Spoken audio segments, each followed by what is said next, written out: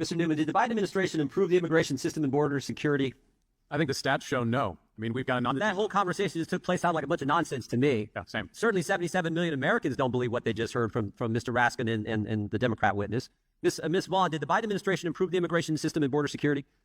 No, the Biden administration dismantled the controls, guardrails, limits, and turned programs into purposes for which they were never Every intended. community on the border knows they did it. Yeah, we just had a 5-minute conversation. Oh, well, things are just wonderful. Joe Biden was the greatest. Mr. Fabricatore, you've been out on the front lines. You've dealt with this. Did the Biden administration improve the immigration system and border security? No, we have more illegal alien criminals on the street today because of the Biden administration. Yeah, they're trying to say, don't believe your lying eyes. Of course we know it's gotten worse. Earlier, Mr.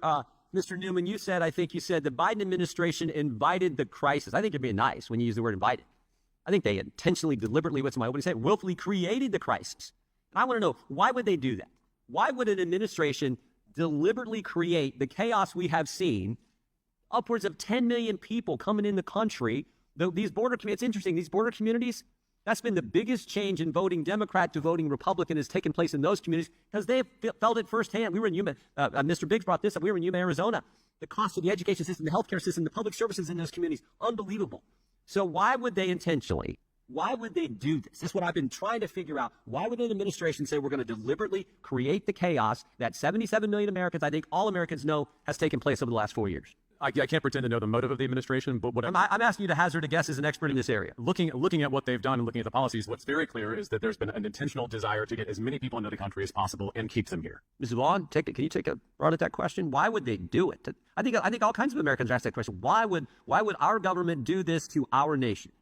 Because they don't want any limits on immigration and because no one could stop them. Mr. Fabricatore?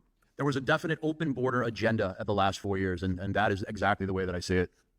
You think there's, again, hazard a guess at the motivation. What do you think the motivation is?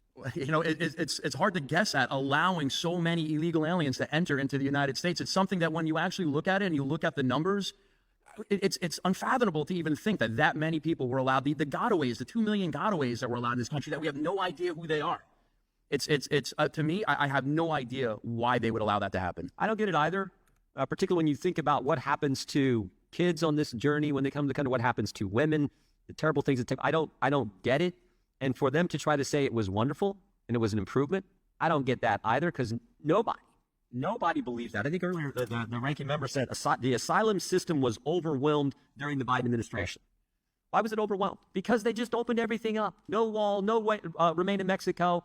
And when you get here, as you pointed out in your testimony, Mr. Fabricatore, you won't be detained, you'll be released. Now, what do we have to do to fix it? Mr. Fabricatore, a guy who's on the front lines, what do we have to do to fix it?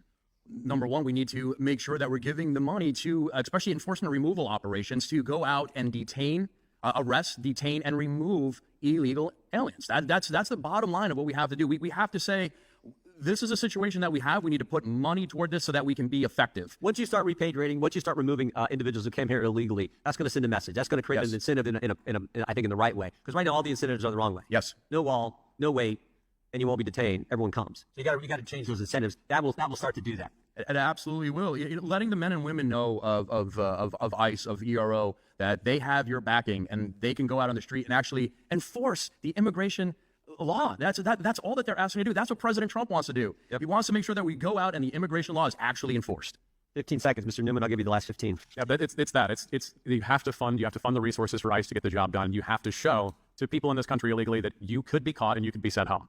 Well, this committee is committed to helping the administration have the resources to enforce the law and fix the problem. I yield back to the chairman.